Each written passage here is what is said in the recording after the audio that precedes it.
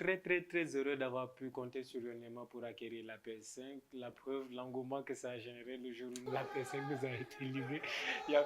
La joie pouvait se lire sur les visages de tout le monde en tout cas. Donc,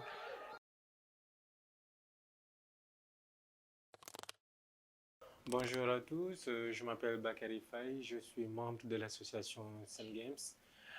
Au sein de l'association, en fait, je suis chargé de tout ce qui a trait au matériel et surtout aux consoles en général.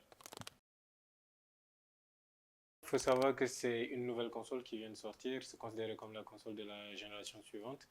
Et à ses débuts, c'est un peu une console qui faisait plein de promesses, comme le fait de pouvoir jouer jusqu'en 8K, le fait d'avoir la 4K à 120 FPS, les nouveaux disques durs, les temps de chargement qui ont été améliorés et les nouveaux jeux. Sans oublier aussi les nouvelles fonctionnalités de la manette, comme les gâchettes adaptatives, la vibration HD et un meilleur contrôle des gestes et des mouvements en fait.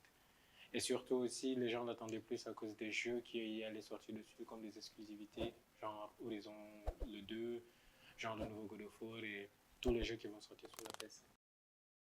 La grande différence qui existe entre la digitale et les standards, en fait, c'est juste le lecteur CD. Donc la PS5 digitale n'a pas de lecteur CD, donc il faut toujours télécharger ces jeux depuis le PS Store, donc les acheter depuis le PS Store. Or, la PS standard a un lecteur CD avec lequel on peut acheter ses CD Blu-ray depuis le marché et y jouer directement. Donc l'avantage de la standard par rapport à la digitale, c'est ça se ressent surtout sur le stockage parce que le jeu n'a pas besoin d'être installé sur le disque dur pour pouvoir fonctionner. Il peut déjà se démarrer depuis le disque. Or, la digitale, on a besoin d'avoir tout le jeu sur le disque dur pour pouvoir y jouer. Ça se ressent surtout sur des jeux comme Call of Duty, le nouveau Black Ops Cold War, qui fait presque 256 Go de taille quand même. Surtout sur un disque dur de 680 Go sur la digitale comme sur la PS5 avec CD, c'est un poids qui se fait très vite sentir. Personnellement, j'ai pas de console de préférence, même si je dois avouer que je suis plus Nintendo Boy.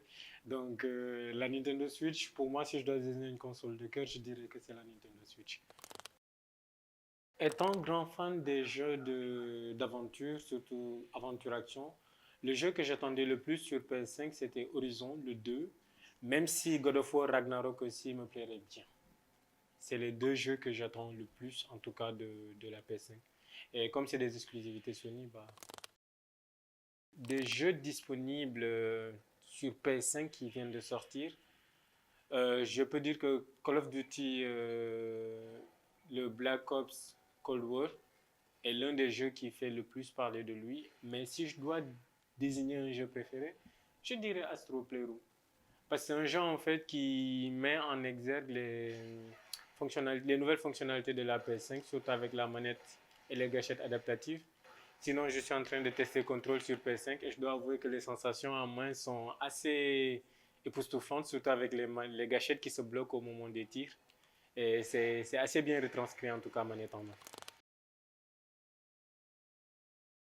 Bon, vous savez, la nouvelle génération, on a tendance à dire que ce n'est pas complètement une révolution, mais surtout une évolution. Et c'est une évolution qui se sent surtout sur les graphismes avec le ray tracing. C'est une évolution qui se ressent aussi surtout sur la qualité visuelle. Les textures sont encore plus nettes, sont encore plus fines. On a plus de profondeur de vue. Le champ de vision est encore plus éloigné. Et la qualité du son aussi est très bien faite. Sinon, on a les nouvelles fonctionnalités comme les nouveaux processeurs, le nouveau disque dur, qui améliorent grandement, alors là, très grandement le temps de chargement des jeux.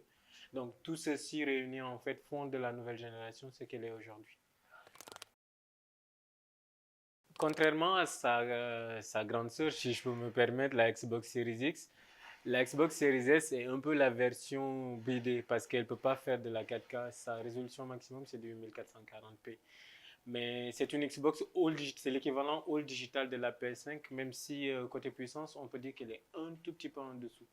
Elle ne permet pas, par exemple, de profiter de toutes les fonctionnalités disponibles sur la Xbox Series X.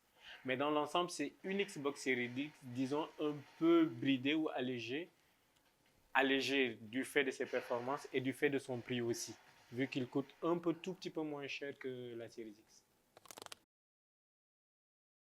En tout cas, nous sommes très, très, très heureux d'avoir pu compter sur Yonema pour acquérir la PS5. La preuve, l'engouement que ça a généré le jour où la PS5 nous a été livrée. La joie pouvait se lire sur les visages de tout le monde, en tout cas. Donc, merci à vous, merci Yonema de nous avoir permis d'acquérir cette très, très, très belle console. Et surtout à un moment où les prix étaient vraiment inaccessibles sur Internet. Merci de nous l'avoir fait acquérir à des prix convenable et très très très proche de ce qui se faisait, de ce que Sony a annoncé en tout cas comme prix standard sur le marché.